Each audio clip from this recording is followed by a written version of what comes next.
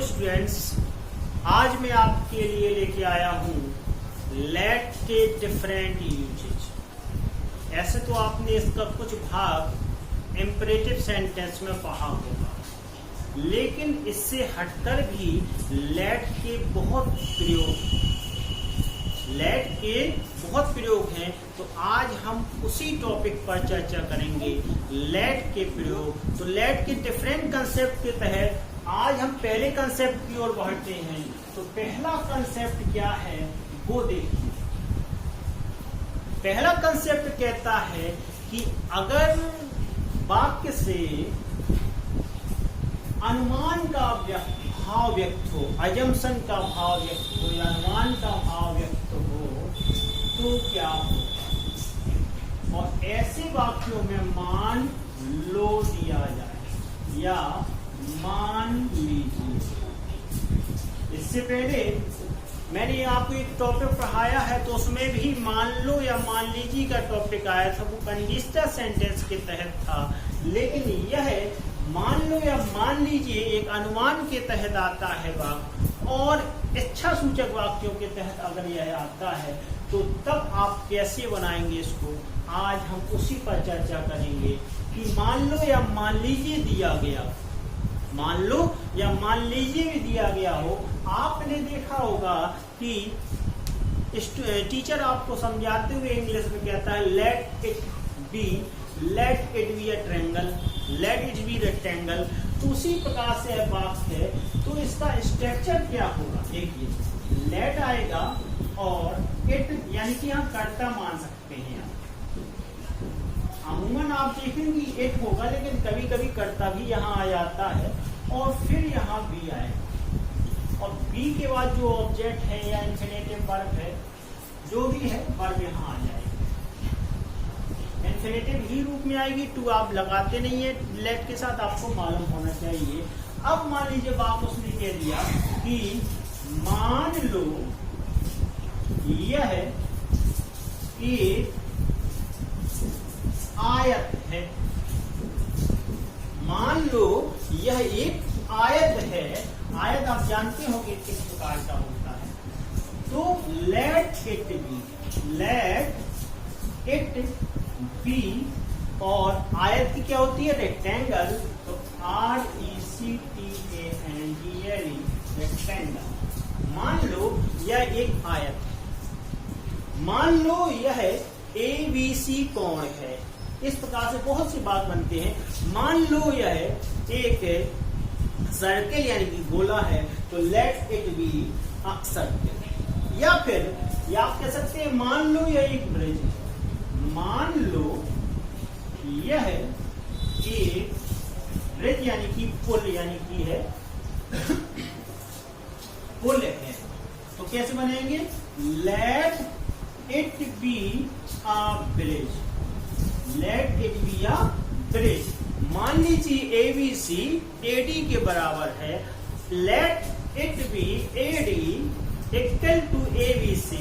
इस प्रकार से आप मैथ में इसका प्रयोग कर सकते हैं जब आप मैथ का प्रयोग करते हैं। दूसरे कंसेप्ट की ओर,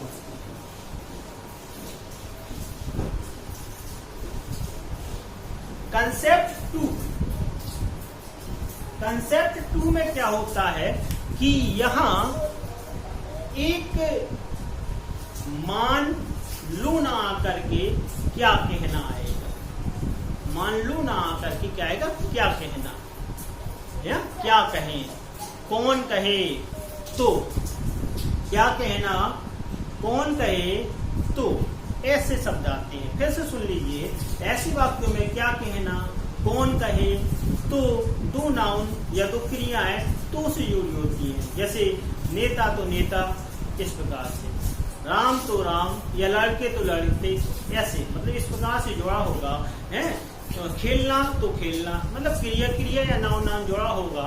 ऐसे वाक्यों को क्या करना है कि जब आप इसे बनाएंगे तो लेट अलोन लगा देंगे इसके साथ। क्या लगा देंगे, लेट अलोन। और जब लेट अलोन आ जाएगा उसके बाद यहाँ जो भी नाउन है या जो भी वर्ब है, जब वर्ब का प्रयोग करेंगे तो ING लगेगी, ये मान लें। जब वर्ब का प्रयोग करेंगे तो ING लगी होगी, यह मान के चलते, ठीक है। जब भी वर्ब का प्रयोग करेंगे तो आईएनजी लगाएंगे, यह मान के चलेंगे। एग्जाम्पल के रूप में लेंगे कि नेता तो नेता, नेता तो नेता, अधिकारी भी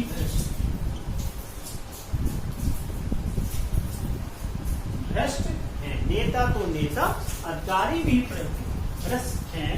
तो let alone leaders, let alone leaders the officer,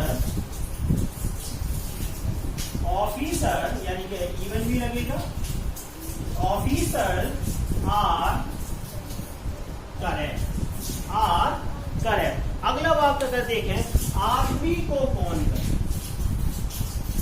आदमी को कौन कहे, मैं तो जानवरों से भी प्रेम करता हूँ, प्रेम करता हूँ।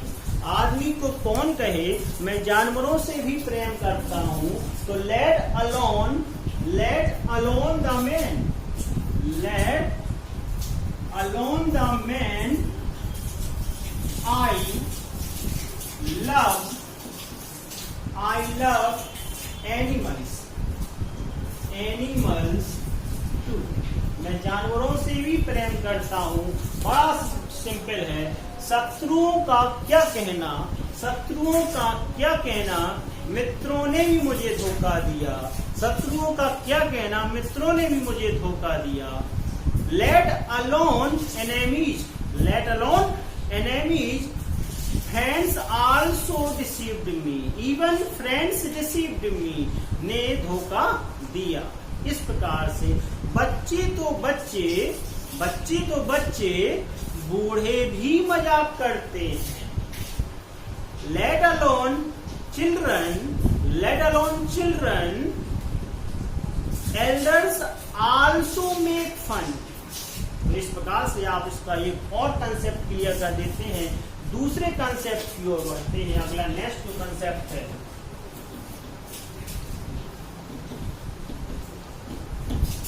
तीसरा कंसेप्ट, आपको ज्यादा पता होगा। तीसरा कंसेप्ट आपका जो आता है वो प्रस्ताव या सुझाव से संबंधित होता है। किससे संबंधित होता है? प्रस्ताव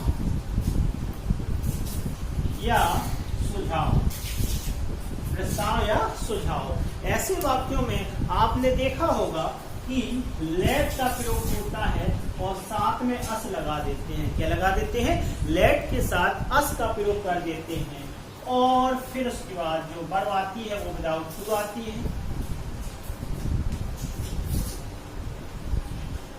विदाउट टू। जैसे कि हम मथुरा चले, अगर मतलब एक सजेशन रूप में हम मथुरा चले, या फिर हम लोग ट्रेन से मथुरा चले, हम लोग ट्रेन से मथुरा चले, यानी कि सुझाव हुआ कि नहीं हुआ? तो let us go to Mathura by train, by train. या फिर मैं कहूं हम लोग समाज सेवा करें, let us do social service, let us do social service. हम लोग समाज सेवा करें, let us do social service. या हम लोग गाना सुने, let us listening song, listening song. तो इस प्रकार से आप तीसरा कंसेप्ट भी आपका क्लियर हो गया। ये चूंकि आप पहले पढ़ चुके हैं इसलिए मैं इसमें ज्यादा टाइम नहीं देना चाहता हूँ।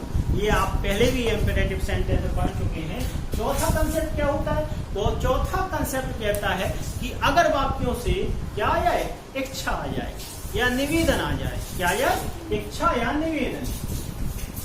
इच्छा होगी या निवेदन होगा, इच्छा होगी या निवेदन होगा। तो लेट के साथ मी, जनरली मी आता है, जनरली मी नहीं तो और भी कुछ आ सकता है।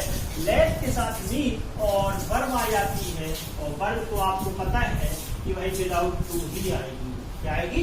विदाउट टू भी आएगी। जैसे मैं गाना गाऊं, क्या मैं अब गाना गाऊं? ना कह के मैं कहूंगा मैं गाना गाऊं, मैं गाना गाऊं, लेट मी सिंग, या मुझे गाना गाने दो, मुझे गाना गाने दो। या अगर मैं ऐसे कहूं अब मैं गाऊं, अब मैं गाऊं, लेट मी सिंग, लेट मी सिंग। या इस प्रकार से भी कह सकते हैं मुझे गाना गाने दो, तो let me sing a song, let me sing a song. या मैं अब मैं गाना गाऊं तो let me sing a song, दोनों प्रकार से बनेगा। जैसे मैं कहूं मैं अब मैं खेलूं, अब मैं खेलूं, अब मैं खेलूं। अगर इस प्रकार से कह दे अब मैं खेलूं तो भी इसी प्रकार से बनेगा let me play, let me play. मुझे कुछ पढ़ने दो, मुझे कुछ पढ़ने दो, लेट मी रीड समथिंग,